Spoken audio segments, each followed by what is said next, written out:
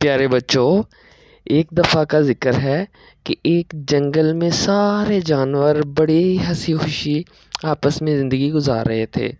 وہ اپنے بچوں کے ساتھ جنگل میں بہت زیادہ خوش تھے اور ہر وقت وہ ہنستے کھیلتے مسکراتے رہتے تھے۔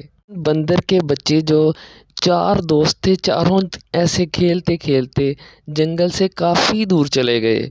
ان کو پتہ بھی نہیں چلا کہ شام ہو گئی ہے اور وہ گھر سے کتنا دور آ گئے ہیں۔ وہ ایسے ہی کھیلتے کھیلتے جب رات میں بارش ہونا شروع ہو گئی تو وہ بارش کے اندر ایک چھپنے کی جگہ ملی اور اسی غار کے اندر وہ ساری رات رکے رہے۔